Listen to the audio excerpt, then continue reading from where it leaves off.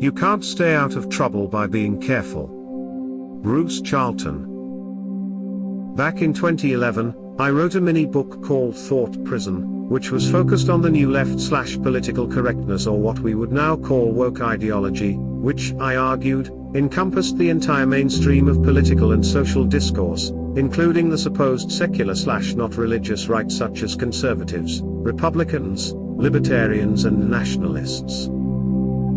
I pointed out that, even then, a dozen plus years ago, in such a society of perpetual and self-consuming revolution, there was no way that anyone could, by choice, keep his head down, keep quiet, and stay out of trouble.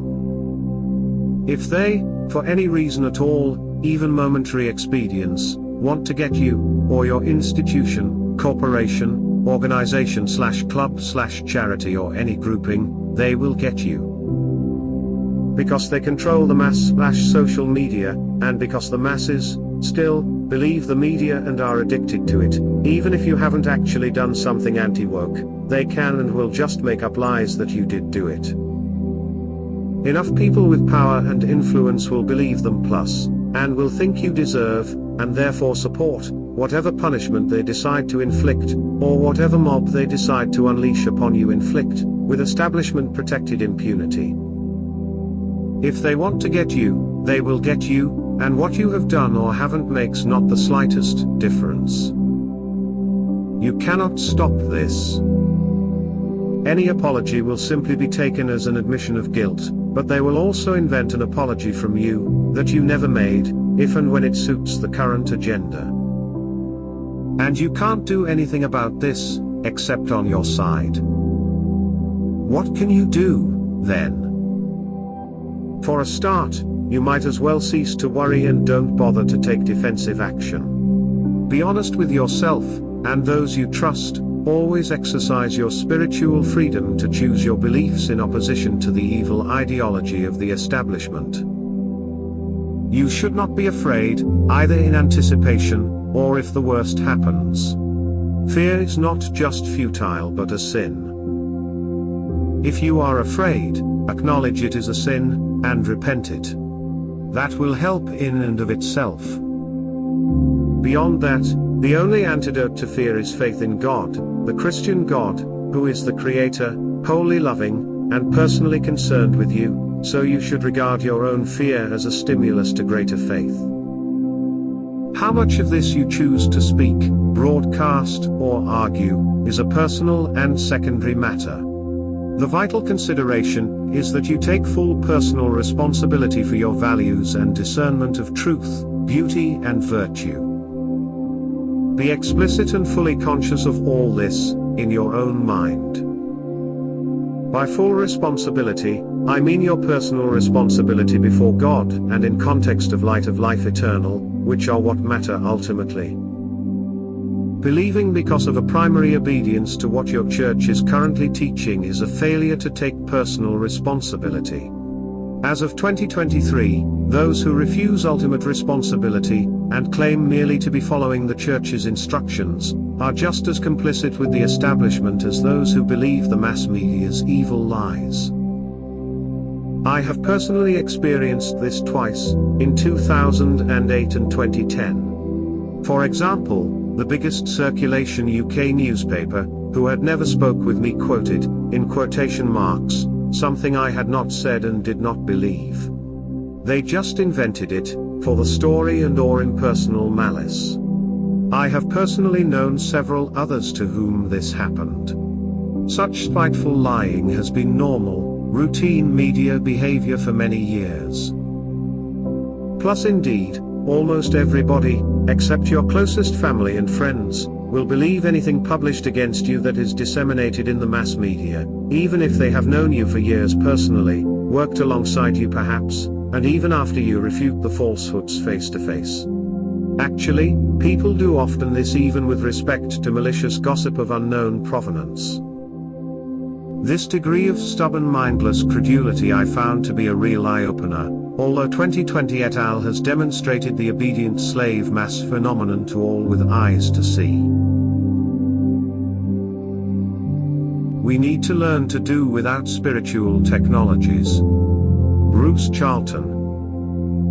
At this phase and stage of things, I am increasingly convinced that we need to work towards doing without spiritual technologies, because such technologies become less and less effective at achieving their aims, and more likely to corrupt people into alignment with the increasingly evil rulership of this mortal world. By spiritual technologies I mean all the many kinds of mediators and aids to spirituality, including some that were once regarded as absolutely essential to Christian salvation. I mean technologies such as spiritual, or holy, books, artifacts, institutions, activities, for example rituals, initiation procedures, drugs, meditative practices and so forth. All spiritual technologies in all areas of their usage are weakening, dwindling in effect, and now seem, ever more clearly, to me, to be treated as little more than lifestyle options, almost clubs or hobbies, especially among those who most stridently assert their primacy. For instance, the way that the Roman Catholic Church suspended Mass internationally and without time limit in 2022, demonstrated their real attitude to such sacraments. Analogous examples could be found for the other Christian denominations and major religions. If not, then what? If we are, as I think we must, sooner or later, to do without these, what instead can guide us and motivate us? If we do not have such law books, such blueprints for living, we instead need, first, to be clearer about our ultimate aims. Second, to be clear about the values, according to which such aims will be pursued. Third, to be conscious of our strongest inner motivations, and seek among them for motivations in accordance with the aims and values we choose to pursue. Spiritual I regard as, approximately, in brief, having to do with awareness of dwelling in a living divine creation. Such spirituality is, now, and increasingly, an essential prerequisite to Christianity. The kingdom of Christ without Caesar, or, the ultimate religious reality of inward Christianity. Francis Berger. About 19,000 people visit the Vatican and its museum every day. Having just returned from a short trip to Rome, I can confirm this may be an underestimation. The sheer number of people queuing to enter the Vatican on the day I visited to explore the museum and see the Sistine Chapel was overwhelming. As I followed my tour group past the overcrowded ticket booths, I wondered what motivates such a swelling throng to appear at the Vatican every day. If I were optimistic about institutional Christianity, I would declare the motivation to be spiritual. However, I am pessimistic about the prospects of all external forms of Christianity. Although I acknowledge that sincere spiritual motivations propel some visitors to the Vatican each year, for most, the experience amounts to little more than another must-see stop on a Rome sightseeing tour. Put plainly, I sense that most people visit the Vatican for the same reason they trek to the Trevi Fountain or the Colosseum. So, what was my motivation? Difficult to say. My visit was inspired mostly by my 11-year-old son's desire to see the Sistine Chapel, a desire I shared even though I struggled to pinpoint the source of my interest. Was it all about seeing a magnificent work of art, or was there more to it than that? During my 3 days in Rome, my thoughts revolved around the divergence between the kingdom of God and the kingdom of Caesar, a divergence which became one of Badiaf's essential spiritual themes. While exploring the Roman Forum and the Palatine Hill, I became acutely aware of how much religion permeated the once formidable pagan empire. Everywhere I turned, I encountered the ruins of temples and shrines dedicated to gods and goddesses now unworshipped. The enmeshing of the kingdom of gods and the kingdom of Caesar was too glaring to dismiss. The gods were the empire, and the empire was the gods. It would be impossible for one to exist without the other, in much the same way God of the Old Testament could not exist without his chosen people, and the chosen people could not exist without God. Religion was a matter of nations, and nations were a matter of religion. Yet within this landscape of nation religion, another faith that lacked all semblance of nation began to blossom. At first, the kingdom of Christ remained hidden within the kingdom of Caesar. Eventually, it usurped the kingdom of Caesar, but perhaps it would be closer to the truth to say that the kingdom of Caesar took possession of the kingdom of Christ. The temples and shrines of pagan gods and goddesses transformed into basilicas and churches. The once nationless religion became nationalized, imperialized.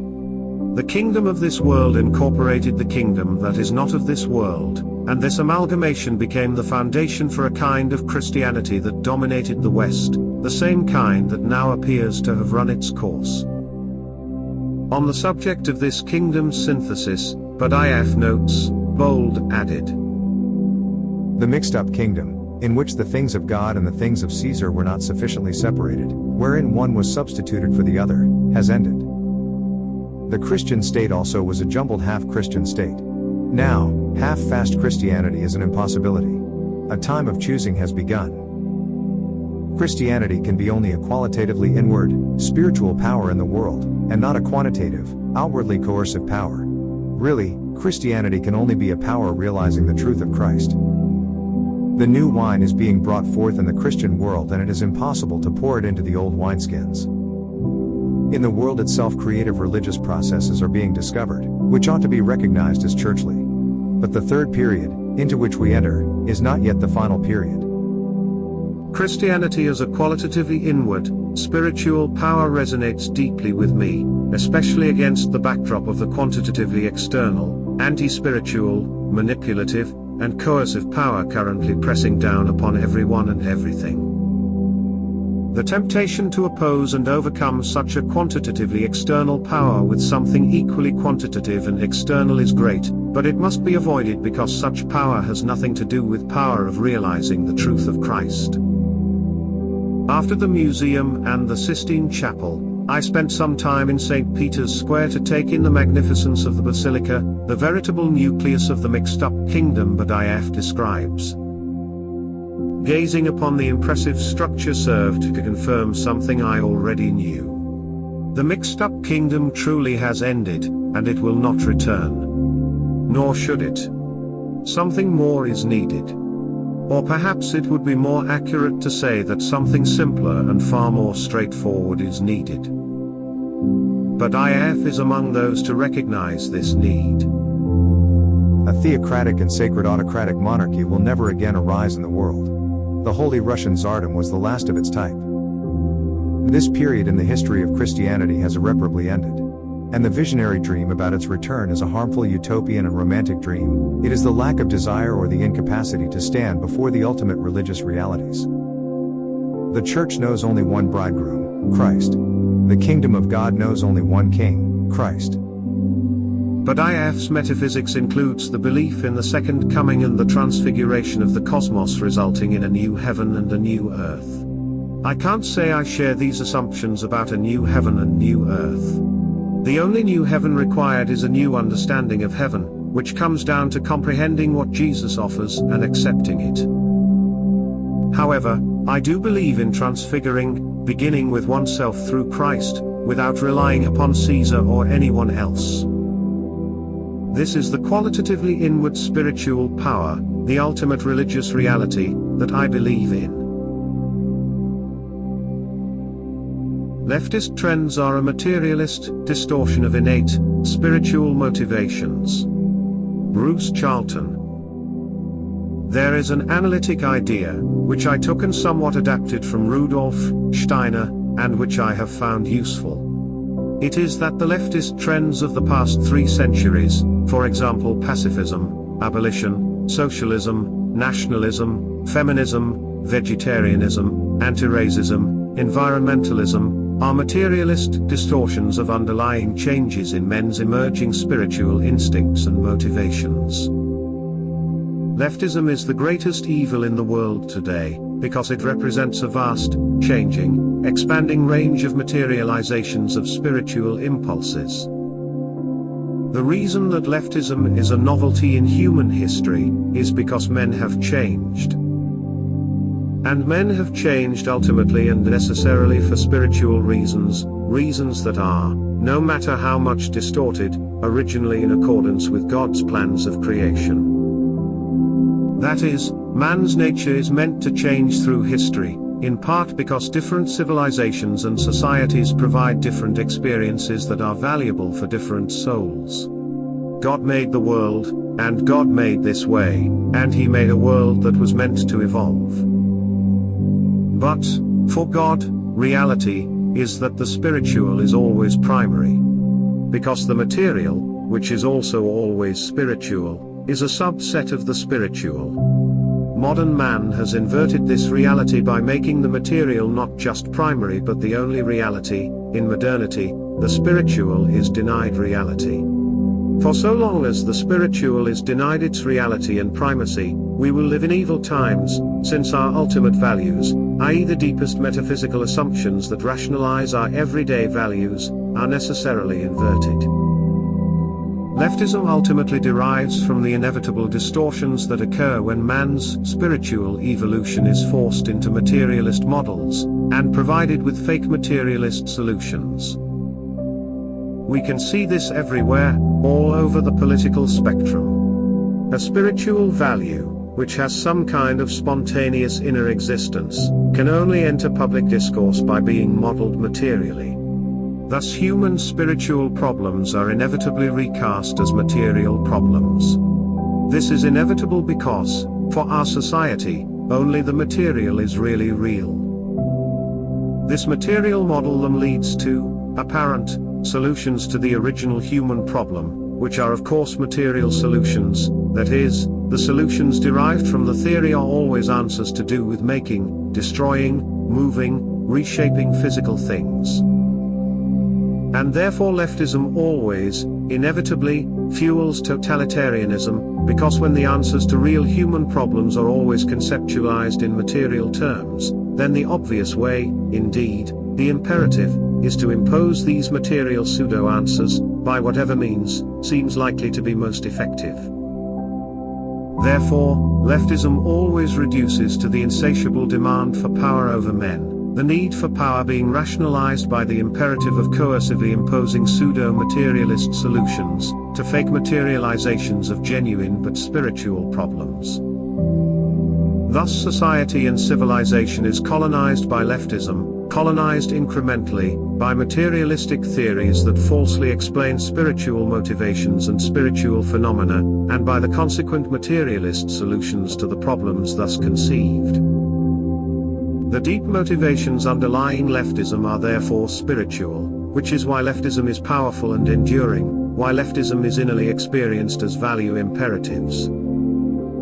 But leftism is always and necessarily evil, because these valid inner spiritual motivations are reduced and recast into false, outer, material forms. What is the meaning of the woman taken in adultery story in John chapter 8?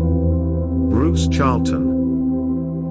In my mini-book on the fourth gospel, I describe my assumptions in reading the Bible, which lead to me to the fourth gospel, John, as the most authoritative book, and which govern my interpretation of that gospel. Much of this has to do with the unit of meaning that I focus upon, which is neither the Bible as a whole, nor a verse by verse, nor word by word, meaning, but more like a focus on the book and the narrative units within it. In particular, I pay attention to that which is repeated and re-explained, which I regard as less subject to later error, interpolations, and excisions. To take a particular example, how do I look at the episode from the fourth gospel often called the woman taken in adultery? See below for text. What does this episode mean? How do I understand it? For a start, I am aware of the overall and twofold message of the fourth gospel, which is, approximately, that we each may have salvation, i.e. eternal resurrected life, by following Jesus. This overall message is stated several times, in different ways, throughout the gospel from its beginning to its end, i.e. the verses at the end of chapter 20, chapter 21 being, I believe, a later addition by another hand.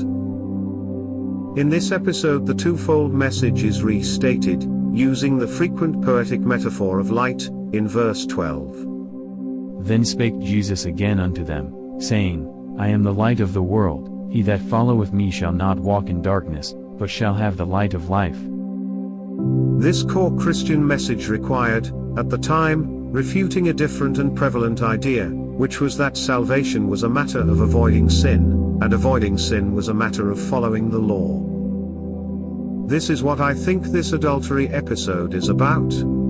Jesus is confronted by a woman who has sinned, who has broken the law, and, by the old rule, was therefore legitimately condemned to death, and thereby, by the then understanding of death, damned to dwell as a depersonalized, demented ghost in Sheol. Jesus desires to replace this scheme with one in which death is not damnation, but instead resurrection to a higher, better, fully loving eternal life in heaven. And this life everlasting is to be attained not by avoiding prescribed sins, but by following Jesus. On the one hand, Jesus asserts that it is futile to suppose that we can avoid sin. This story demonstrates that we are all sinners, and therefore there is nothing special about the woman taken in adultery. By the old religion we are all in the same boat as her, all deserving of death for transgressing one or more of the laws, therefore all destined for damnation, later, if not sooner. In this regard, it needs to be remembered that in the fourth gospel, sin and death are almost synonymous. This is a key that unlocks many otherwise rather obscure passages. But the good news Jesus brings and makes possible, is that none of this endemic and universal sinning ultimately matters if we choose follow Jesus, where following means, almost literally, recapitulating his path from this mortal life, through death, and to resurrection in heaven. We are made able to follow Jesus by loving him, which partly means wanting and affirming and committing to God and divine creation, and this includes rejecting sin/death. Sin is whatever conflicts with love, and therefore must be repudiated to dwell in heaven. This is what we term repentance. That is what I understand this story to mean, and which fits with the reality and essential nature of Jesus, and with the gospel as a whole and its repetitions, and therefore I pretty much ignore those specific verses that clash or contradict. For example, when Jesus is quoted as saying to the woman, "Sin no more," then I note that this is literally false, because it is impossible not to sin, as Jesus has just demonstrated. Therefore this phrase is either a later and mistaken interpolation, which is what I assume, or else must be interpreted in a very contextualized meaning, if you can be bothered. Or, what about the business of Jesus writing on the ground? That is obscure, and might be incomplete, due to some later loss or deletion, interpolated, or else the act had some then understandable metaphorical/poetic meaning, that has since been lost. But it does not really matter, and we need not get hung up on it, once we understand the necessary and core meaning of the episode as a whole. So, this is a specific example of how I read the fourth gospel, how I go about discerning truth from error. If there are other bits of the fourth gospel that you are seriously confused or hung up on, you might mention them in the comments, and I may try to demonstrate how I have understood them, according to this scheme. John 8. Jesus went unto the Mount of Olives.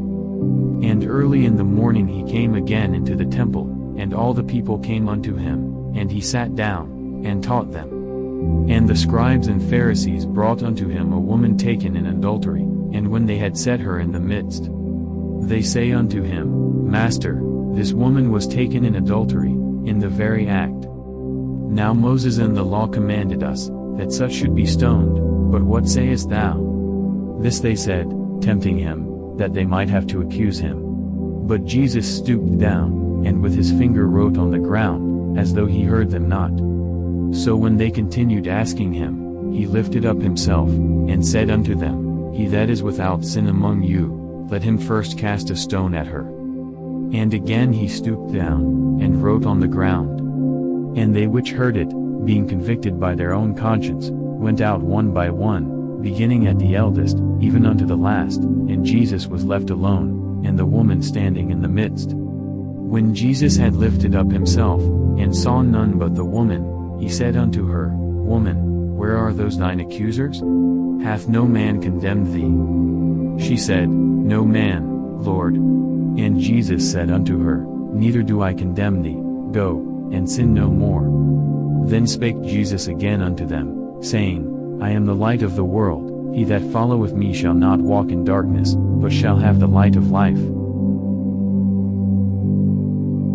The romantic Christian spiritual life as primarily creative, a genius quest. Bruce Charlton. Romantic Christianity understands the future of Christianity to be one in which the individual person takes ultimate responsibility for his most profound beliefs. Because of the corruption to evil of the institution of the Western world, including all the major churches, this implies the need for a Christian life of creative discovery, and that this life needs to be self-motivated. To be sustainable through difficulties, this kind of creative life must provide personal motivations and rewards, or else it will not be begun, or will soon be abandoned. People are most creative when creativity is supported with positive and rewarding emotions and/or provides relief from negative or aversive emotions. This would seem to work in 3 stages: discontent, delight, satisfaction. This corresponding to perceiving a problem, having an insight, generating a solution. Therefore, creativity is driven by a negative or dysphoric feeling that some state of affairs produces an emotion of dissatisfaction. The creative then turns his attention to this problem, and he enjoys working on the problem, that is, he enjoys being creative, and finally he may come up with an insight which leads to a euphoric feeling of delight. So, the creative is rewarded up front for generating insights. By working on a problem he both gets relief from a negative state of inner dissatisfaction and is also positively rewarded by an inner fulfillment by the work, and this happens whether or not his insights eventually turn out to be answers. As such, the creative will tend to generate insights for the sheer fun of it. And even if the insights turn out to be trivial, erroneous, useless, or harmful, this provides his day-to-day motivation for being creative.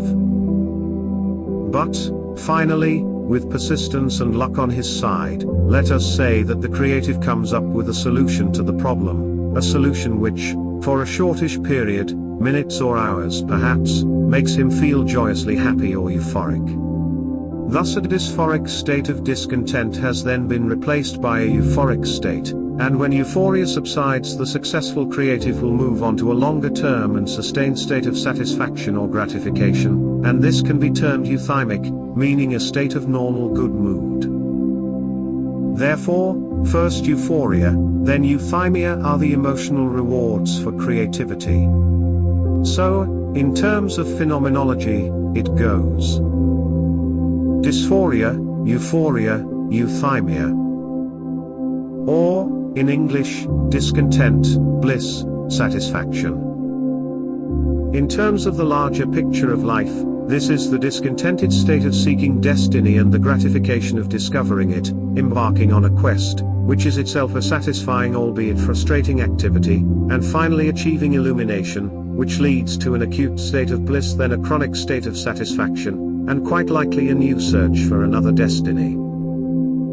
Therefore, for the creative person, a normal life in conformity with social expectations is unsatisfying, but being creative is rewarding.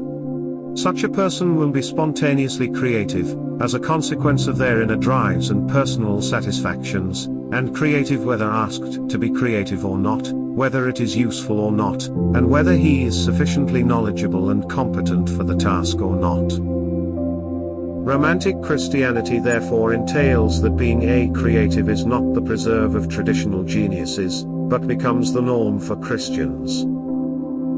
In other words, each Christian should become a genius of his own fundamental and ultimate Christianity, even when, as usually happens, he chooses to retain an affiliation to some denomination or church with respect to less fundamental and more superficial aspects of his faith and life. His base faith is required to be the work of his genius, else he will not be sufficiently motivated in the world as now, yet part of this base faith may entail the insight that such and such a church is, at present, valid and helpful for his Christian life. But the first step for a romantic Christian is to discover what it is that we will be creative about, what really motivates us from within and is in accordance with divine creation, and finding that is the beginning of his genius quest. Note, the above passage, starting with people are most creative, and ending with task or not is likely edited from my co-authored, with Ed Dutton, book The Genius Famine. I have been rereading this book for the first time since it was published nearly 8 years ago, and have found it to be, somewhat surprisingly, very good. Helped by Ed's input, it reads excitingly, for this kind of book, and I had actually forgotten writing several of the ideas and insights that seemed most valid. So I am, learning something, just from reading my own stuff. Anyway, I would recommend The Genius Famine to my readers, as being much more relevant than expected to the project of romantic Christianity. You can read the text version linked above for free, but the Kindle version is a lot more user-friendly. The paper version seems overpriced, and was badly typeset, unfortunately. A Trilogy. William Wildblood. It didn't occur to me until after I had written it, but my new book By No Means Equal has turned out to be the third part of a trilogy, the first two being Remember the Creator and Earth is a School. On the most obvious level, the three might be seen as meditations on words of my teachers, those words being the titles in question. But there is more to it than that, for while the first book focuses on the reality of God, the second looks into the reason for our lives on this planet, and the third is about the soul and how that is a real immaterial thing. The book is framed in the context of a discussion on equality, that most sacred of cows of our modern secular age, but the ideology of equality is shown to be false by the fundamental reality of individuality and freedom, which are spiritual qualities and the defining characteristics of the soul. Thus we have God, the world and the soul, or absolute reality, objective reality and subjective reality, the three facets of our existence. These are all intertwined, and at the same time separate but part of an overarching unity. Problems arise when you give one too much significance, so that the others are thereby diminished, such as Islam does with God transcendent, God is all, man is nothing, and certain forms of Indian mysticism do with God immanent, the world and the individual soul are illusion, or scientific materialism does with the world, or much modern thought does with the soul, or its phenomenal aspect, that being all it recognizes, which is regarded as totally sovereign, and independent of any higher authority, able to do whatsoever it wishes long as that is within the laws of society. In fact, God, the world and the soul are all real and all important, even if God remains the source of the other two. By No Means Equal brings this run of books to a conclusion. Here is the introduction to the book. All cultures have a defining belief or myth on which they base themselves. In most cases it is a religious one which takes various forms, but all of them are rooted in a reality beyond this world. However, that of the contemporary West does not follow the traditional pattern, for it derives from a belief in the primacy of matter rather than spirit. The modern myth is egalitarianism, the insistence that all men are equal. This idea blossomed at the time of the French Revolution with its rallying cry of liberté, égalité, fraternité, though the seeds were sown much earlier, going back to certain streams of thought in the medieval period. But, in the sense we understand it today, it is a product of the 18th century Enlightenment. Egalitarianism did not form a part of traditional Western belief except for the idea that we were all created by the one Father, God. But that doesn't mean we are all equal. The natural order in tradition, not just in the West but more or less everywhere in the world where civilization has developed, was hierarchical, and this reflects the belief that there is a vertical dimension to life. That implies transcendence, the denial of which is virtually the definition of modernity, which, with a singular lack of imagination, has reduced reality to the world of appearance or what can be grasped by the senses, ignoring the fact that the senses filter as much as they reveal. Now, in the 21st century we have arrived at a belief in radical equality through the spread of communism, for communism, whether we realize it or not, underpins the philosophical assumptions of almost all contemporary thought. Not so much in the overt political or economic sense, but culturally speaking it does, where it has become deeply embedded since the 1960s. It has reached the point at which to challenge this assumption marks you out as an immoral person. Communism is atheistic and materialistic. There are occasional rather feeble attempts to dispute this, but they fail as they must, since communist ideology is entirely concerned with this world and has no sense of a spiritual goal for humanity. Hence, it should not be hard to see that egalitarianism, though it too sometimes claims to have a spiritual basis, is in fact a thoroughly materialistic and atheistic doctrine. This makes sense chronologically, since the two came about at the same time. The belief in equality in the form it is held nowadays did not arise from any religious principle but from a rejection of religion and its substitution by a belief system centered on the human being in its earthly form. If you want to associate it with religion, you would have to say it took what belongs to the spiritual level and applied it to the material level, in the process abolishing the spiritual, or, at the very least, making that secondary to the material. In this book I will start with a series of essays that examine the modern ideology of equality and show that it is essentially an anti-spiritual doctrine, one that denies the reality of the soul, using that word to mean the non-material essence of our individual self. Some of the arguments might appear too simplistic to cover all the complexities of socio-economic and political life, but I am looking at the question from a metaphysical point of view here, and ultimately everything is downstream from metaphysics anyway. Whether this ideology has arisen now as a natural outcome of humanity reaching a stage in its growth roughly analogous to adolescence when it throws off outer, transcendent, authority and tries to go it alone, or whether it is a well-meaning attempt to create a morality in a materialistic society with no higher values, or whether it has been put through by forces antithetical to spiritual development, specifically to derail higher values. For when everything is equal, there is a strong tendency to revert to the lowest common denominator. I shall leave the reader to decide as we go along. Then we shall proceed to looking at ways in which the egalitarian ethos has affected and corrupted the spiritual search.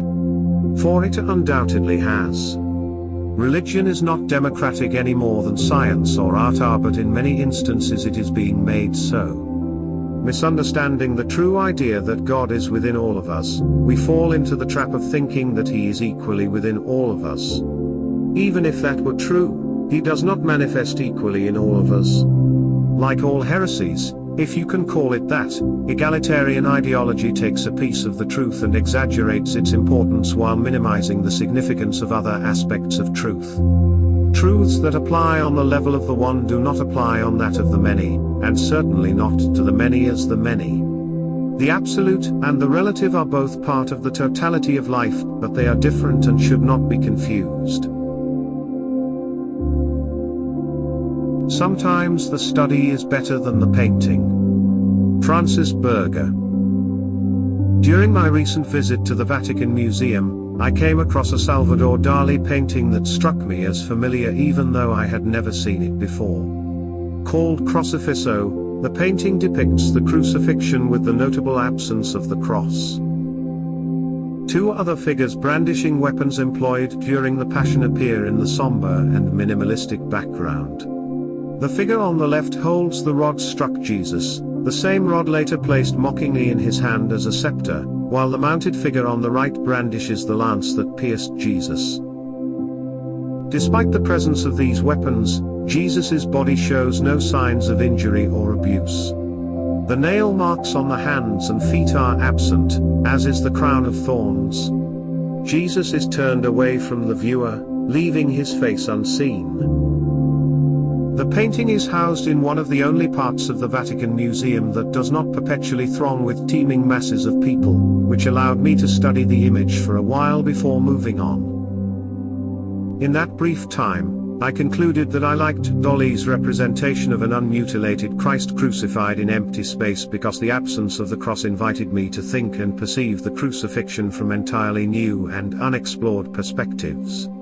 At the same time, I could not shake the feeling that I had seen this image somewhere before. Shortly after arriving home, I discovered the source of my familiarity with Crucifisso. The image is a study for Dolly's famous crucifixion, Corpus Hypercubus, which I had seen more than a decade ago in New York's Metropolitan Museum of Art. While viewing Crucifixion, I learned that Dali had painted the work under the sway of something he referred to as nuclear mysticism, and that he chose to replace the cross with a four-dimensional geometric structure known as a tesseract or hypercube, to symbolize the transcendent nature of God. I also discovered that Dali incorporated his wife into the painting as Mary Magdalene, and planted 5 images of his wife in Christ's left knee and 5 images of himself in his right knee. I distinctly remember not liking Dolly's crucifixion, Corpus Hypercubus, all that much, which makes my esteem for the minimalistic study for that painting all the more puzzling. From a united leftist war to a leftist civil war, Ahrimanic to Sorathic. Bruce Charlton. First, every voice in the Western mainstream socio-political and institutional discourse is leftist, including those who call themselves, maybe believe themselves, to be on the right, conservatives, Republicans, nationalists, libertarians, etc. The 2022 War of the West versus the Fire Nation, at the whole of the Western establishment united and on the same side, dissent was censored, the mass media were all presenting minor variations of the same message. It could be seen, at least superficially, as a war of the united globalist totalitarians against those who would dissent from their agenda.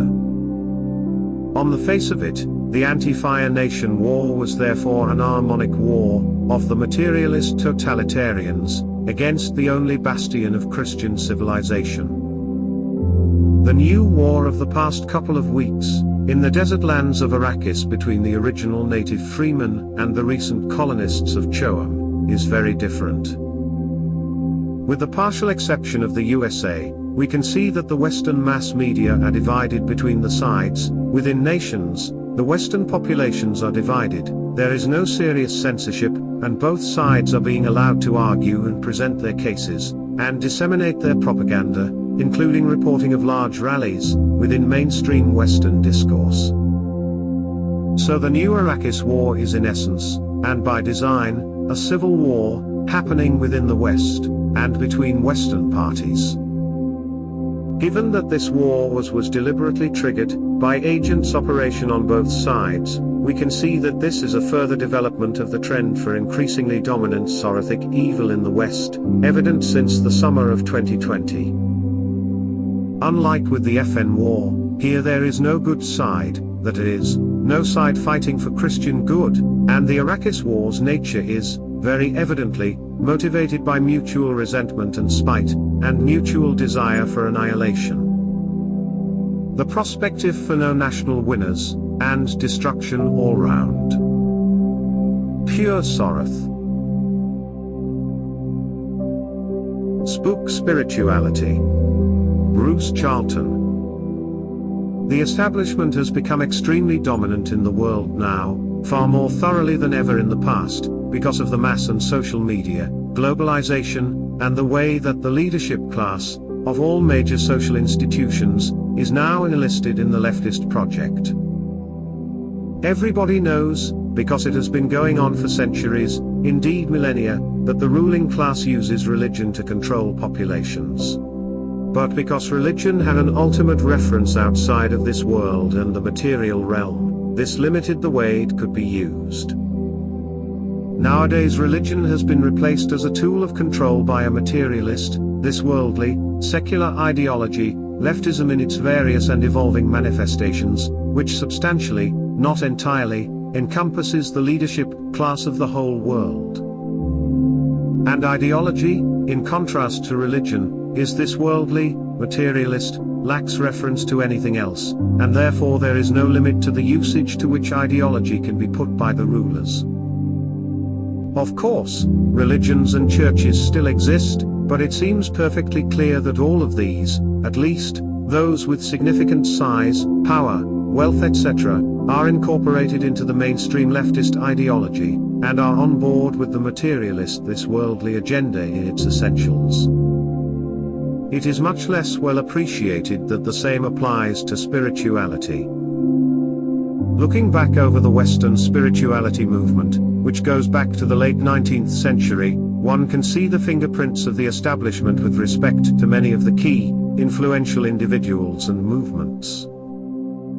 I have described how the introduction of Eastern religion and spirituality of a oneness type has been promoted officially, presumably due to its complementarity with the materialist this world core agenda. Much the same can be said of the, indirect but effective, promotion of drugs for spiritual usage in the 1950s and 60s, countercultural lifestyles, pop and rock music, sexual promiscuity and experiment, and the New Age.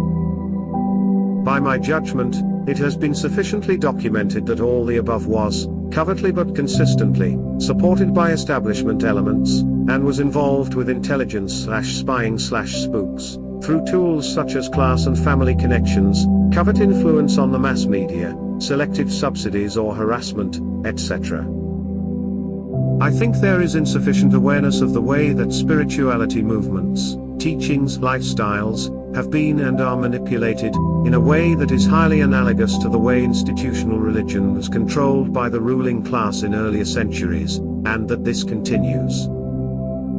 This is masked by the false assumption that spirituality is purer than religion, and intrinsically anti-establishment, individualistic etc., yet that is clearly not the case in the sense that the spiritual people are a very homogeneous group in terms of their affiliation to the officially promoted side in the major social, cultural, political issues of these times: egalitarianism, feminism, anti-racism, diversity, climate-based environmentalism, the sexual revolution and so forth.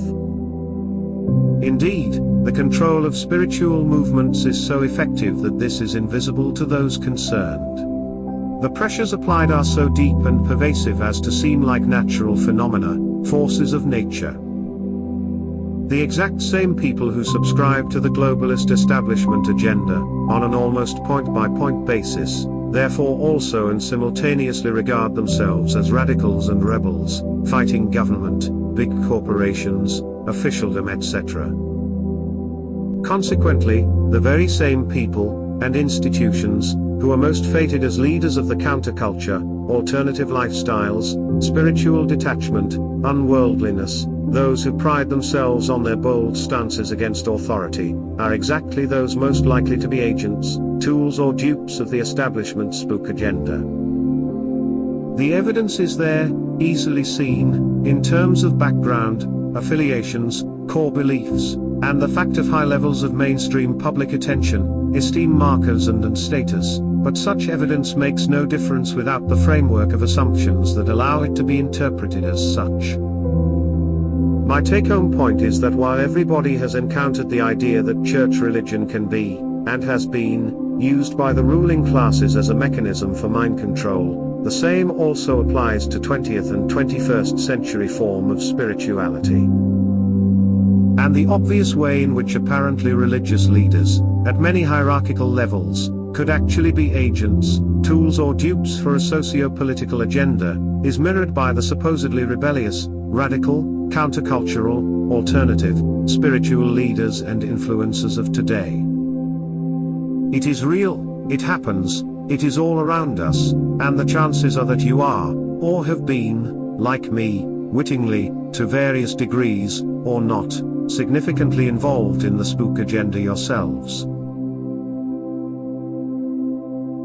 The Spear of Destiny and the National Socialist German Workers' Party. Bruce Charlton.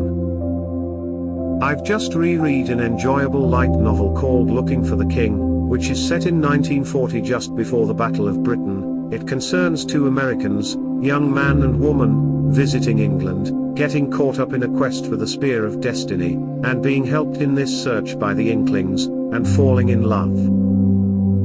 Over the years I have heard, from several directions, about the real and imaginary occult and magical propensities of the National Socialist German Workers' Party. The idea is that there was an occult battle going on, directed against Britain, at the same time as the war was being fought on the physical level.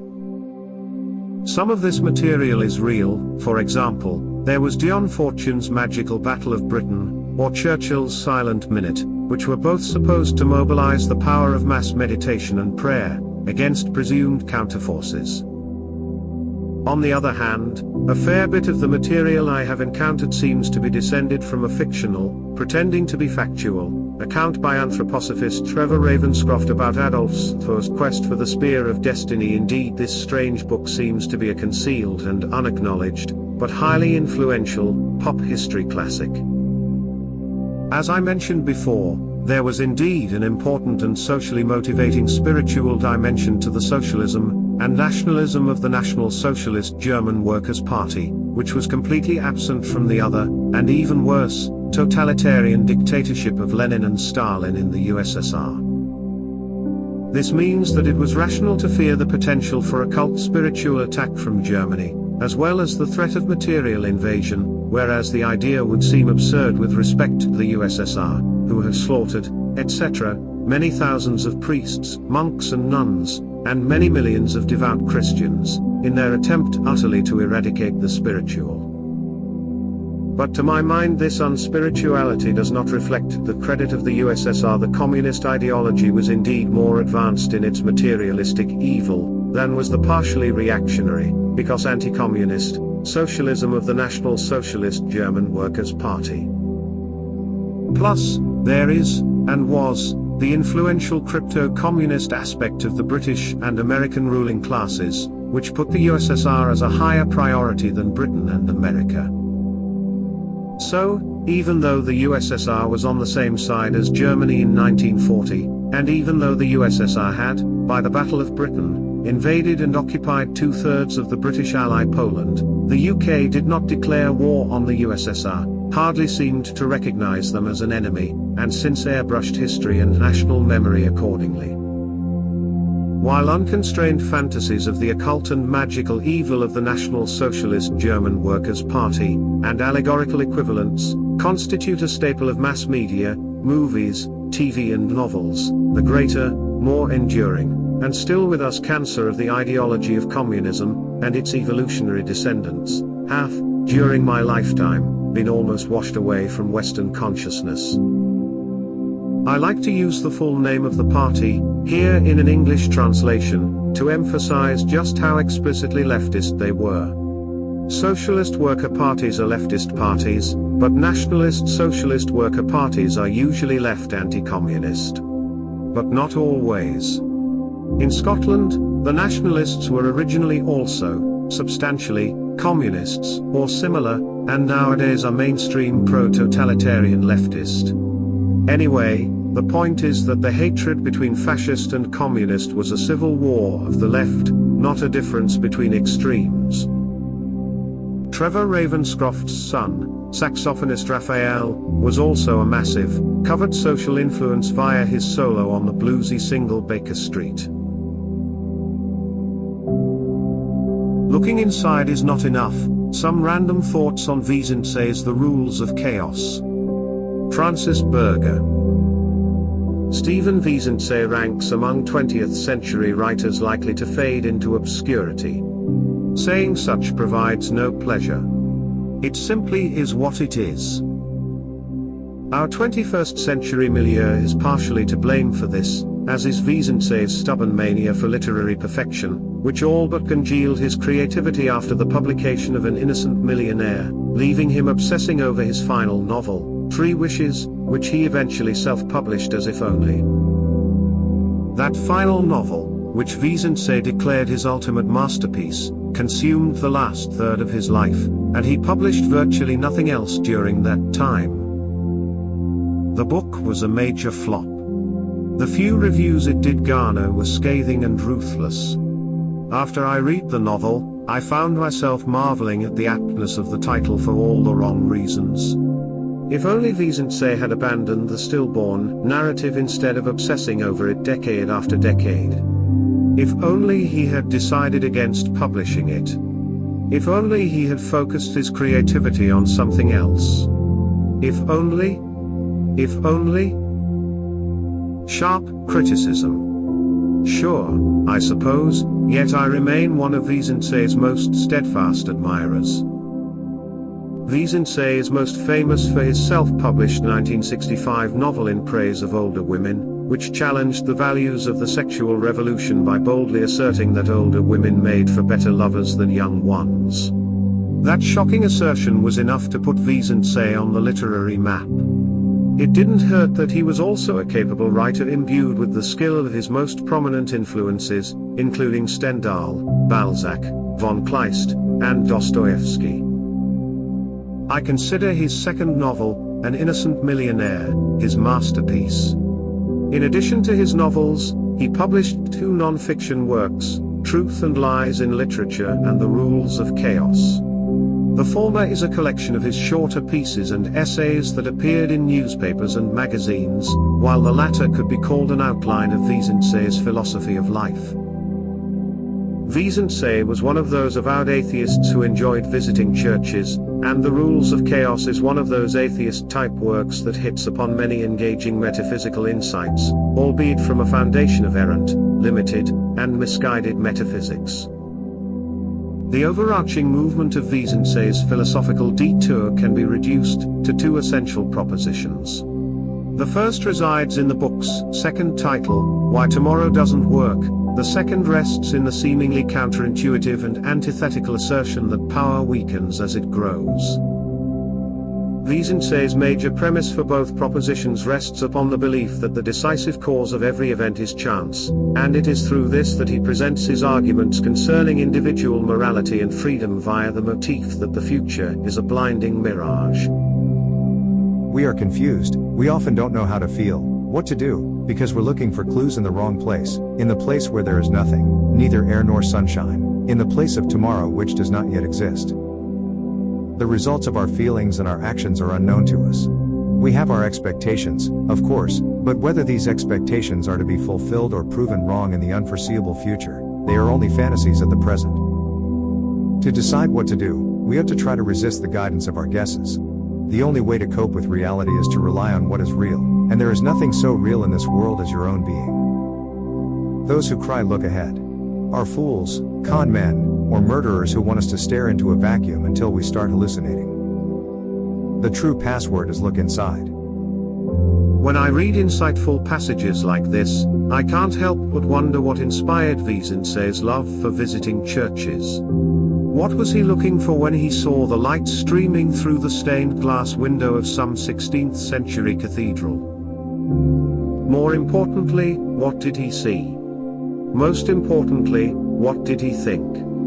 Was he merely admiring the art and the architecture, or was he probing in the hope of discovering something more? As pure conjecture, I would say visiting a church provided Vizinczey the opportunity to look inside, but he could not bring himself to see anything beyond randomness and chance. Vizinczey is right when he says there is nothing more real in this world than our being, but he provides no meaningful insight into the true nature of our being. Likewise in his declaration that we shouldn't look for clues in the future because it does not exist. He quite rightly states that understanding reality necessitates relying on what is real, the present, but how real is the present if one rejects God, creation, or one's own spiritual nature? What does one hope to see when one turns away from the future and looks inside? Vizinczey provides no satisfying answers to such questions. How could he? Save for a few painful excerpts that barely rise above unadulterated positivism, and a cringe-inducing examination of Eugene McCarthy, The Rules of Chaos remains an engaging read despite being very much a product of its time. I'll return to some of the themes in future posts because I find books like The Rules of Chaos engaging from a fill-in-the-blanks perspective.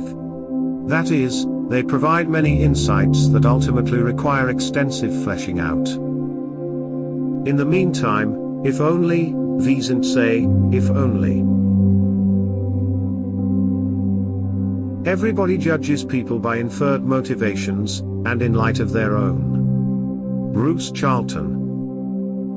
I try to judge people by their motivations. But, of course, we must infer motivations, and this inference is influenced by our own motivation. So if we are motivated to find fault, fault will be found, and vice versa. If we are attracted to someone for any reason, this may distort our inferences concerning her or his motivations. Thus inference is not what people call an exact science, but then again, what is? Certainly not science.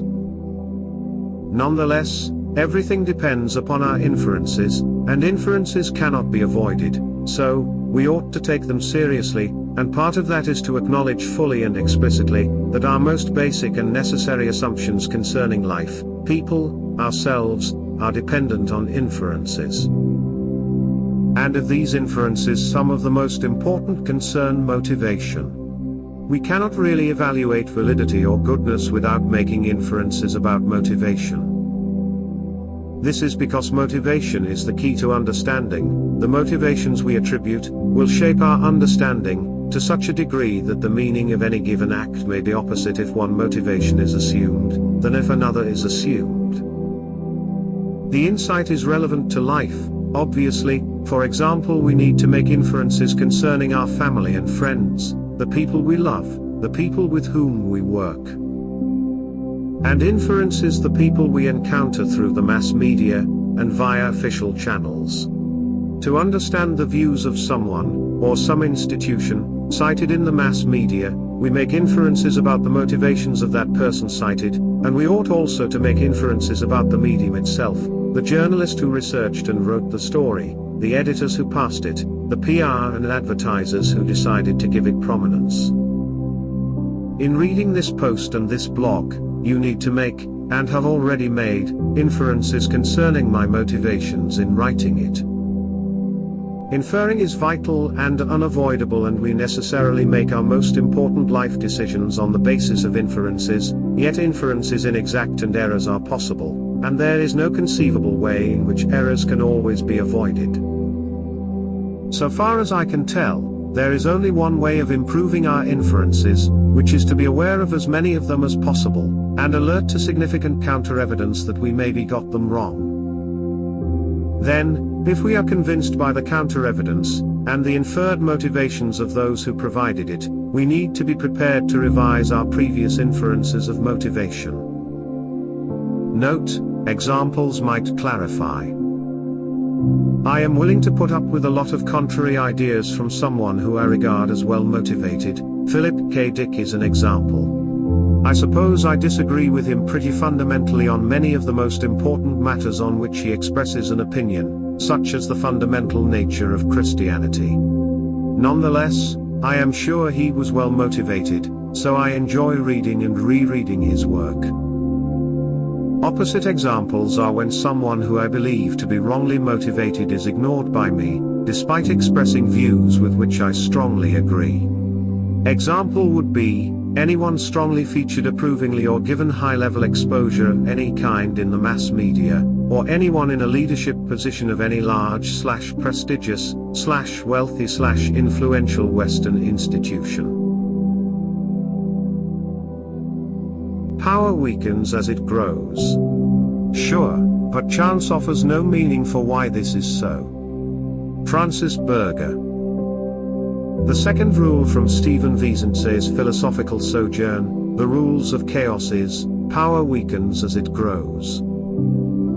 At first glance, such a declaration appears antithetical, but when we consider that the space in which power grows involves time and place, the notion begins to make sense, at least from a purely material perspective.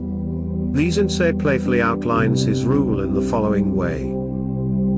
As there is no time without place and no place without time, the extension of either will extend both, thus increasing the interference of chance in our affairs. The convergence of otherwise unrelated equals time plus place equals chance events. Time plus place equals chance. The number of possible and actual occurrences increases with time, so that the extension of time alone will involve progressively more people and events over a wider area, in short, will involve an extension of place. Vizinczey posits that this combination of expanding time and place also expands chance. To illustrate his point, he uses the example of a thief breaking into a house, pointing a gun at the homeowner's face, and demanding loose cash and other valuables. The space involved is initially confined to a room within the house, but the house belongs to a world that is in perpetual flux and is also involved with the house in some way or other. As time passes, the relevance of the outside world and its potential interference in terms of time and place increases. In that first minute, the thief can safely assume that no one else will phone or drop by the house, but as time spreads, and Vizinczey insists that time spreads rather than flows, the probability of one of the homeowner's friends calling, or the gas man appearing, or another family member returning increase. In this sense, the room in which the thief and homeowner stand also expands. The burglar understands that the biggest obstacle to his success is not the homeowner but the situation, which is the combination of time plus place. Thus, his primary motivation is to limit the situation by minimizing both time and place, thereby limiting the expansion of chance. He can accomplish this by grabbing the loot within minutes and leaving the house as quickly as possible. The last thing the thief wants is to prolong the situation, that is, extend time or place. The longer it takes him to achieve his objective, the more the room expands into the outside world, and the greater the chance of the outside world coming in between him and his goal. In a nutshell, Vizinczey argues that time plus place, situation, inevitably weaken power because they increase chance. To support his point, he uses the following examples. My chances of getting myself a glass of water are greater than my chances of bringing 10,000 people to turn on the tap. The greater the scope of one's activity, that is, the greater one's power, the less is one's ability to influence events. Put another way, power involves its lucky possessors in ever-expanding situations over which they can exercise ever-decreasing control. As I stated at the beginning of the post, all of this makes a lot of sense, at least from a purely materialist perspective, but as with all purely materialist perspectives, it falls short on finding meaning. Everything is just random flux. The more time and space the flux is given, the more random and chancier it becomes. As entertaining and convincing as all of this may be, believing in this sort of pure randomness and chance adds little in the way of meaning, especially within the context of power. It also denies God's overarching creative purposes and activity, to say nothing of our own overarching purposes, and innate spiritual creativity. Replace the random flux and situations with beings interacting, relating, and creating, add generous portions of freedom and agency, set this against the inherent entropy of the world and Jesus' offer of resurrection to eternal life, and situations suddenly become far more meaningful, to say nothing of the observation that power weakens as it grows. Too much information on gossiping about Jesus, etc. Bruce Charlton.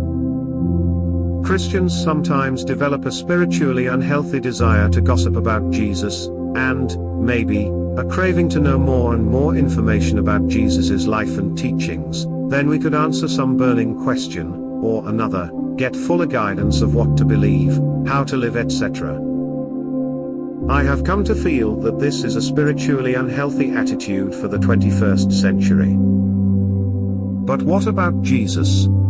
Surely it would be good to know more about Jesus. Well, I feel we know far too much about Jesus. And most of it is wrong. If everything known about Jesus had been the fourth gospel, John, that would have been better than what happened, but even that is really too much. There is too much so that people get confused, bits have been added, errors have crept in. The simple and necessary truth is there, and oft repeated, but history shows that isn't enough. Once people get that craving for more information, once they need, for whatever reason, professionally, to fill in time, to gossip and speculate about Jesus, well, there is no end to the business, and it soon swamps and displaces the needful. But what is the needful, and how could people know it? In the end, this question can only be addressed and, maybe, answered by paying personal attention to knowing, understanding, experiencing it and for ourselves. Supposing that we only knew about Jesus, that he died and he rose from the dead and ascended to heaven, and said that others could do the same by following him. Suppose we each then had to try and work out what this meant, understand what it meant for each of us, and what it meant for this problem or question in my everyday life now. Suppose that we were trying to know this for ourselves, and not trying to justify ourselves to others. Supposing we needed to find answers to the innumerable and open-endedly varied questions and difficulties of our life, by working from the simplicity of understanding Jesus. What I am suggesting is almost the opposite of the traditional idea that being a Christian is a matter of learning a lot of stuff and then doing what it says, and refraining from whatever it prohibits, and, if in doubt, only doing what it says. Opposite to a top-down, complexly attempting to be a comprehensive notion, opposite to Christianity as a blueprint for life. What I am advocating is that the real Christianity is something very small, simple, and quickly graspable about Jesus. Yet its existential and specific understanding is a lifetime's work, and, unlike many other religions, it is a life's work for each and every Christian. And realizing this and doing this is, pretty much, what makes you a Christian. Even if you reach no stable conclusion, or a mistaken conclusion. Is equality a spiritual principle? William Wildblood. This is an article I wrote to publicize By No Means Equal, which comes out tomorrow. It recycles some sections of earlier posts here but is mostly new. What is the goal of spirituality? What is its end point? Some would say it is a return to oneness, the transcending of all limitations associated with the individual self and absorption into the universalized sea of consciousness in which the individual becomes one with the all and time is replaced by eternity. For this no personal God is required. If he exists, then he too is ultimately part of the cosmic ocean. In fact, the French writer Romain Rolland coined the term oceanic feeling to describe this experience, which he seems to have become aware of through his study of the life of the 19th century Bengali mystic Ramakrishna, who would frequently fall into spiritual raptures. The search for it is what lies behind many people's attraction to mysticism, especially of the Hindu and Buddhist variety. I am not much of an enthusiast for the theories of Sigmund Freud, but what he apparently thought about the oceanic feeling is worth considering. He envisaged it as a reversion to a pre-ego state, something experienced by the infant before it becomes aware of self and other and sees itself, and its mother as one. The fact that Ramakrishna was an ardent devotee of the Divine Mother, conceived by him as the goddess Kali, lends some incidental support to this theory. I would go a little further back in time than the materialistic Freud and suggest that the mystical sense of oneness in which the ego is blotted out is a reflection of the pre-incarnation state, when the soul is bathed in the bliss of non-separation before being born into this dualistic world in which subject and object are radically divided. Thus, the oceanic feeling is a real thing, but it may not be the indication of advanced spirituality it is sometimes taken to be, and especially so since it can sometimes be brought about by drugs or even certain forms of mental illness. I see it as consciousness slipping outside the boundaries of the solid core of the rational self and becoming immersed in the universal substance from which individualized consciousness is drawn, but that is like the self returning to the spiritual womb rather than growing up and becoming transfigured, in the process retaining full individuality but expanding that into divine being. This means the world of the oceanic feeling is not where we should be headed but where we are coming from, and that means that attempts to recapture it are misguided. No doubt, it will be recapitulated on a higher turn of the spiral once the lessons of incarnation have been learned, but the oceanic feeling is entirely passive, whereas we are called by God to be co-creators with Him, which means being able to wield divine powers for the benefit of all creation. The soul submerged in the oceanic feeling remains inert. We are called to be eagles, not fish. What has all this to do with the title of this essay? If return to oneness really were the point of the spiritual path, then we could say that equality is a spiritual principle and one which we should be pursuing with vigor. The attempt to establish equality in the world would have the stamp of divine approval. But if this state of undivided oneness is a primordial state signifying the world prior to creation, that may not be so. The sea is the state of chaos or formlessness. In the beginning God divides the waters. Creation separates. It disrupts oneness and brings about differentiation. Now, you might say that, yes, it does do these things as it must if anything is to be, but we must return to the primordial state eventually. The question then would be, in what way do we return? Do we do so in the same way we left, that's to say, simply go back where we came from as if nothing had happened in the interim, or is there a point to creation? For that is what it amounts to. Does God have a purpose in creating individual souls or not? Surely, we must assume He does, or creation is meaningless. The journey through creation changes the souls making that journey. They are not intended to return to the spiritual cradle but to gain something they could not be given without earning. They are to become spiritual adults, gods themselves. They return to the source but in full consciousness of themselves as divine beings, more individual not less. Equality is not a spiritual principle. For anything to be, it must be something. One thing is never like another, even blades of grass are different, and the more a thing develops, the more it unfolds of its divine nature, the more individual it becomes.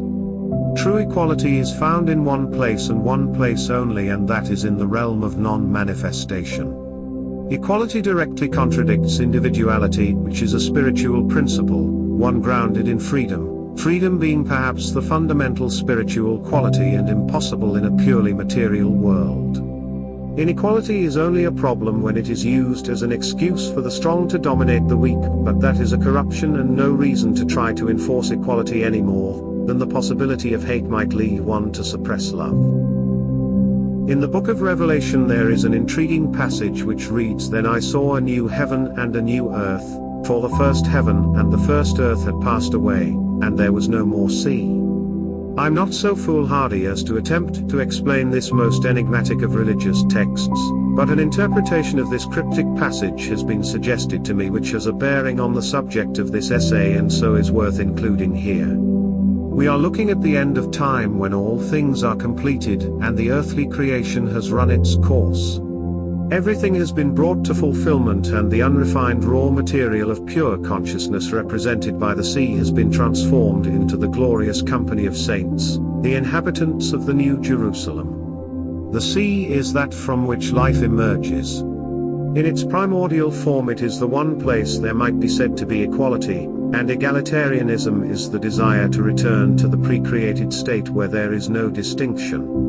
It is not the mark of proper spiritual understanding, for that sees every individual soul as unique, which, by definition, means different and therefore not equal.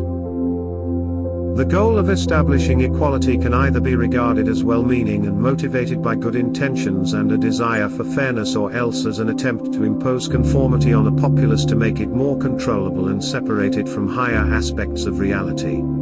In fact, the former group can be used by the latter to bring about a society in which all the mountain tops have been leveled and eventually nobody even believes in mountains. Is egalitarianism not so much socially progressive as spiritually reductive? Could the drive towards equality turn out to be a means of enforcing spiritual slavery? This sort of thing used to trouble me, but I now see the upside. Francis Berger. From a site called National Catholic Reporter, which I had never visited before. Census records a 30% drop in Hungary's Catholic population. A recent official census of religious identity in Hungary offered bad news for those concerned with the future of Christianity in Central Europe. For the first time, a majority of Hungarians, 56.6%, failed to declare membership in a faith tradition, with 16.5% declaring no religion and a further 40.1% choosing not to answer the question at all.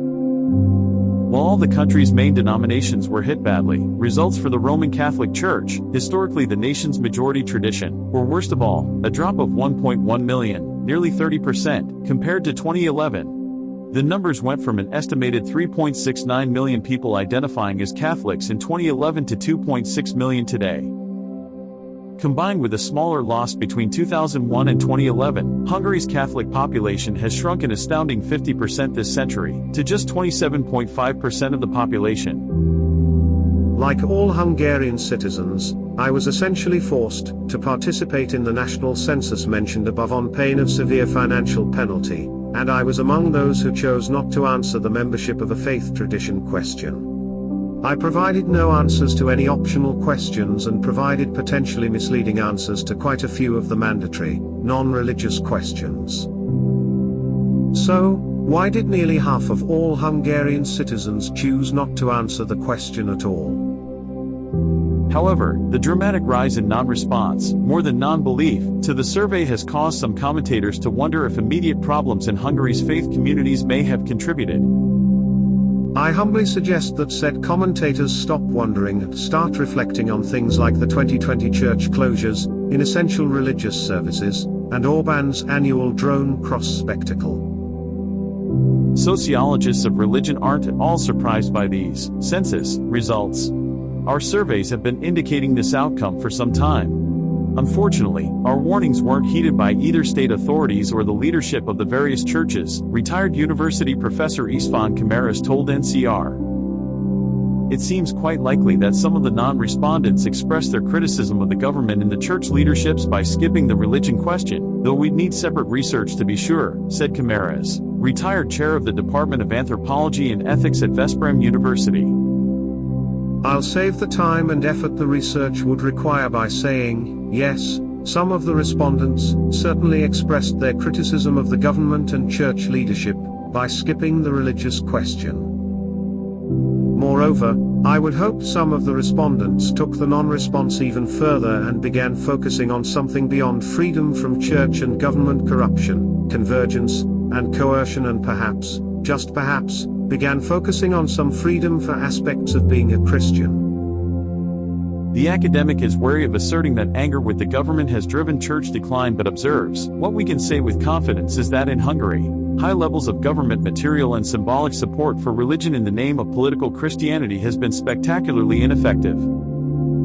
Or, come on, now. Rod Dreher loved the drone cross. I believe this is a conscious protest by believers, she told NCR. After all, 40% of the population didn't respond to the question on religious affiliation. Among them, there must be many faithful Catholics who've completely turned away from their church, but not their faith, in the last decade. If there is any truth to this, I welcome it, because I believe the future of Christianity lies out with organized, institutional Christianity, regardless of the flavor or the tradition. Where do I stand on all of this personally? Well, I haven't completely turned away from the church in my small village, but that decision has nothing to do with being on board with the church or any other form of institutional Christianity. In that sense, I suppose I qualify as the sort of Christian who has turned away from their church but not their faith, and I welcome the idea that there may be a few others like me in this country. Anyway, Catholic theologian Rita Parent-Favi continues. This, Parent-Favi said, is because they're in a serious identity crisis. They cannot identify with a church that has completely turned away from gospel values by working so closely with Orban. Working with Orban is a problem, but it is the least of the Catholic Church's worries at the moment. I mean, The headline story on National Catholic Reporter today describes the Pope's recent positive meeting with a nun who is also a passionate QWERTY people advocate. Fabi, a Hungarian who is a researcher in Old Testament studies at Graz University in Austria, lays particular blame on the example of Hungarian Cardinal Péter Erdő, who has led the Archdiocese of Esztergom Budapest since 2003 and is sometimes seen by supporters abroad as a possible conservative successor to Francis. As a brief aside, I found this paragraph interesting for non-religious reasons. Like any Hungarian with brains, Fabi works in Austria or somewhere else in Western Europe to escape the ridiculously low wages here in Hungary. Good on her. I did the same for 5 years, at least part-time, until the Austrians canned me for refusing the PEC. I hope Fabi refused the PEC and didn't buckle under Austria's ruthless yet short-lived half-face of getting you PEC'd mandatory PEC campaign, but somehow, I doubt it. This kind of institutional failure, the loss of about 30% of Catholic believers in a decade, has inevitably to be seen in significant part as the responsibility of that institution's number one leader, she said.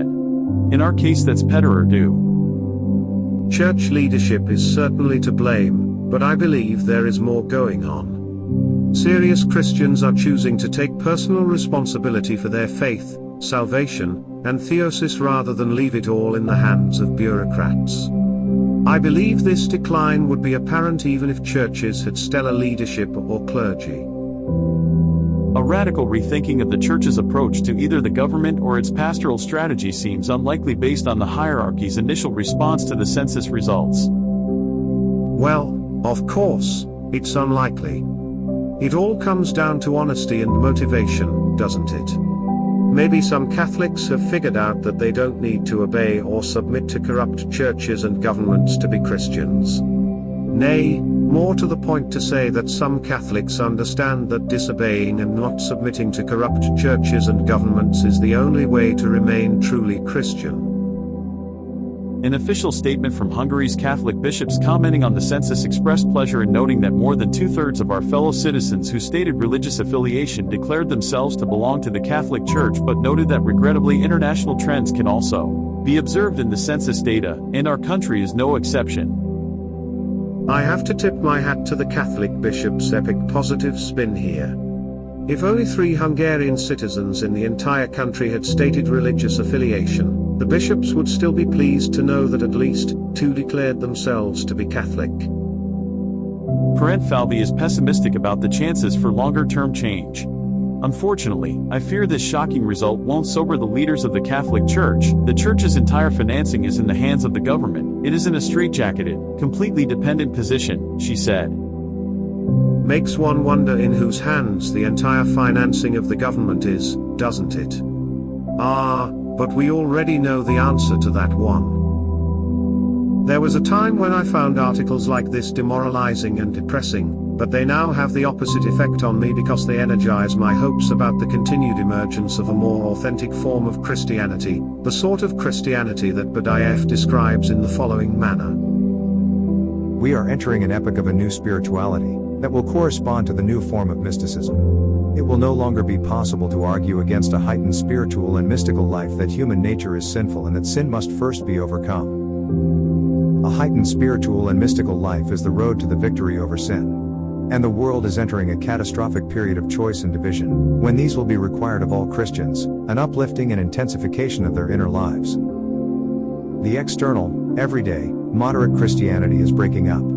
But eternal, inward, mystical Christianity is becoming stronger and better established. And within mysticism itself, a paraclete type is beginning to predominate. The epoch of new spirituality and Christianity can only be an epoch of a great and hitherto unheard of manifestation of the Holy Spirit. I refer to this sort of Christianity as romantic Christianity, but the name is unimportant. What is important is that eternal, inward, mystical Christianity becomes stronger and better established. The sufferings of this world should not be regarded as the primary issue of life. Bruce Charlton. It is not the Christian view, but it is very common among both secular/atheist/materialists and those of an Eastern religion/oneness/perennial philosophy type, to regard the sufferings of this mortal life and earthly world as the main issue of life. This is often true implicitly, even when it not stated and affirmed. If the suffering is the main issue, then its alleviation and elimination are the primary concern. But there is a contradiction between believing that quantitative alleviation of suffering is worthwhile, or whether partial alleviation is meaningless/actually futile, and only the qualitative elimination of suffering is a valid goal. Mainstream politics and its majority adherents can never seem able to decide whether what they regard as quantitative improvement in, for instance, racist attitudes is worth having, or whether this makes no essential difference, and after some 70 years of active social engineering things are just as bad as ever. The tone flips back and forth between self-congratulation at the huge improvements, as the left sees it, since the middle 1960s, and assertions of here and now massive, vicious, endemic, systemic racism that permeates and distorts every social institution in the West, and which it ought to be the #1 global priority to address immediately. I regard this deep incoherence as a modern, secular version of a deep confusion and incoherence that permeates the metaphysical religious stance which focuses on suffering. Whenever Christianity has focused on this world conditions, it enters an identical contradiction. It is due to the assumption of an objective and subjective world. Once this is assumed as reality, then there can be no coherent answer to the problem of suffering. One reason is because suffering is subjective, yet all action taken to alleviate or eliminate suffering is objective. We live in a world that regards thinking as private, having no effect outside the brain and body, yet we purport to dedicate the world to alleviation of the subjective state of suffering, when thinking, including suffering, is something about which outsiders can know nothing objectively. Another reason is that we partly believe that suffering is quantitative, such that being imprisoned under harsh condition is worse suffering than somebody saying something mean to us. Yet at other times microaggressions, i.e. somebody saying something mean, that hurts another person's feelings, allegedly, is treated as an absolute offense for which no punishment can be too severe: loss of employment, social vilification, violence. Modern man affects to be focused on suffering as the evil that must be addressed, but cannot decide whether suffering is quantitative, such that mass genocide is worse than a single death, and enslavement worse than suffering subjective microaggressions, and such sufferings can be diminished over time, and this is progress. Or, whether suffering is qualitative and absolute, such that all suffering is equal, and there can be, and has been, no progress in the elimination of suffering in this world or in individual persons, and only the 100% elimination of all forms of suffering is really worthwhile. Furthermore, anyone who thinks deeply and consecutively on the subject will realize that much suffering is innate to the human condition of this mortal life. Disease cannot be eliminated, neither can degeneration, neither can death, and the sufferings caused by the death, etc., of others. And there are many natural disasters and constraints.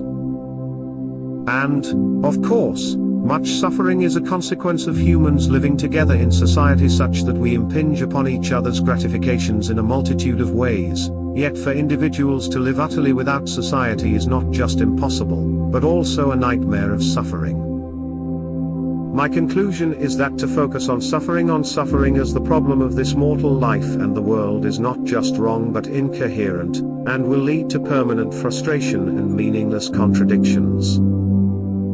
If we do, at present, regard suffering as the primary problem of existence, then we are in error. And we therefore need to examine and change our fundamental assumptions. Note added, it may not be at all easy to change our assumptions regarding suffering. For modern people in the conditions in which we find ourselves, it is often quite spontaneous to focus upon, and be overwhelmed by, the vast scale of suffering in life, of human, plants, animals, and even for the planet. This applies to self-identified Christians, as to everybody else. What I am saying is that this focus is incoherent, hence futile, consequently counterproductive. We ought not to accept the suffering focus, but should fight against it, even though this likely will lead to subjective guilt, at least initially, and almost certainly accusations of being uncaring. The Jesus Prayer Lifeline, a personal perspective. Bruce Charlton. The Jesus Prayer. Lord Jesus Christ, Son of God, have mercy on me, a sinner. For about the last decade, the Jesus Prayer has been a spiritual lifeline. That is a pretty exact analogy. When I am stunned, confused, feel myself slipping, it is what I repeat to myself in a kind of desperation. And like a lifeline, once I have been saved from the immediate threat of drowning, I would move on to other things, other prayers or meditations. So I don't go along with the Eastern Orthodox ideal of aiming to say the Jesus Prayer 24/7. I think that would be like living one's life doing not much but gripping onto a lifeline, and I am sure that God wants more than that from most of us. But a lifeline is a precious thing to have access to, and the Jesus Prayer can helpfully become almost an automatic response to the sense of being swept away by the tide of evil. That's why the A sinner at the end is valuable. It is at those moments of incipient and beginning, as well as done, sin when the prayer has most value for me, including for such mainstream modern sins as fear, resentment and despair. Hat tip Adam Piggott for triggering this comment through his post. Heaven is a choice, not a reward. Bruce Charlton. I am very dismayed when, which is often, usual, I come across Christians who conceptualize heaven in terms of a reward of some sort, and God as some sort of spiritual examiner, allocating salvation on the basis of performance. And threaten the agents of evil with exclusion from heaven, or express delight at the misery to be caused by their exclusion. This asserted scheme is a terrible, false, and deeply aversive misrepresentation. The reality of the situation is, surely, much better expressed by presenting heaven as a choice. To enter heaven is a choice, and, because heaven is a situation utterly without evil, or else it would not be heaven, to exercise that choice entails leaving behind all this is evil in us. Discarding at the porch all that is evil, heaping each and all of our sins and defects in a pile on the doorstep, before proceeding through the gates of resurrection, and on to heaven. Anyone can enter heaven who wishes to do so, so long as he will pay the price of admission, and everyone capable of wanting heaven is capable of paying the price of admission, because that price is, simply, to disarm himself of all that is not good. Those who insist on holding on to their sins, are denied admission whether they want heaven or not, which is a simple matter of coherence, because insofar as they want heaven, those who will not discard repent all their sins have decided that, in fact, they want their sin/s more than they want heaven. But that reality is not well expressed in terms of God's allocating places in heaven, and each man being brought to the bar of God's judgment. We choose or reject heaven and what is needful to become a part of heaven. We are not barred from heaven by anything except our own choice. In a salvation-focused sense, all our mortal life can be boiled down to that point on the threshold of heaven when we decide whether irrevocably to allow ourselves to be made good or not. But it is a choice. Jesus came to give us this chance, to offer the gift of heaven. Whether we take that chance, and accept that gift, is up to each of us. Rhetorically speaking, this is actually counterproductive. The majority of unbelievers regard such threats as a lame joke made by pathetic losers. And, more generally, those who do not go to heaven overwhelmingly don't want to go to heaven, are repulsed or bored by the whole idea of heaven. So there is not much reason to suppose they will regret being somewhere else, at least, not at first. Evil's empty promise of providing safety in a structurally unsafe world. Francis Berger. At the height of the birdemic, when the PEC campaign was ramping up, governments and global institutions opted to employ the old "if it can save even one life, then it's worth it" argument, which ranks among the most fallacious and lamest lines of argumentation said powers frequently utilize. The logic behind "no one is safe until everyone is safe" was both simple and underhanded. Locking down the world and pecking every human on the planet was promoted as an effective, nay desirable, course of action, even if such a course succeeded in saving just one human life. Supporting this deceitful line of reasoning was the equally deceptive lie that those in power care about protecting and saving human life. The falsehood that those in power care about human life is now ubiquitous and undeniable. The whiplash, schizophrenic manner in which the world's rulers and the masses have shifted from wanting to protect every single life to declaring open war on everyone and everything is a staggering thing to behold, at least to those who remain untethered to mainstream narratives about terrorists, brutes, animals, defenders, aggressors, and so forth. The world has jarringly shifted from the ominous undertones of "no one is safe until everyone is safe" to the shrieking cacophony of "no one is safe until everybody else dies." All this in the span of about 2 years. The inclusion of the safe aspect in both mantras is far too conspicuous to escape comment, and for this I turn once again to Stephen Vizinczey, who offers the following observation in The Rules of Chaos. Our most dangerous emotion isn't a thirst for blood but such a seemingly innocent feeling as the desire to feel safe, to be reassured. Ever since the time of Herod, grown men have been massacring children, not out of cruelty but in order to feel more secure. As the chaotic world can offer us anything except safety, our longing for security is a longing for incomprehension, the inspiration for every kind of delusion and mad behavior. Unlike Vizinczey, I don't view the world as chaotic, but his thoughts on the yearning for safety hit the mark, though I question the cruelty part. Sadly, the powers aligned against God and creation continue to exploit this seemingly universal longing for safety in a structurally unsafe world with remarkable ease and effectiveness. A couple of quick climate crisis questions. Francis Berger. Anyone happen to know what the carbon footprint of an average bomb or missile happens to be? I only ask because a lot of them have exploded over the past 2 years or so, and I suspect all of them have negatively affected the environment, to say nothing of their impact on global warming.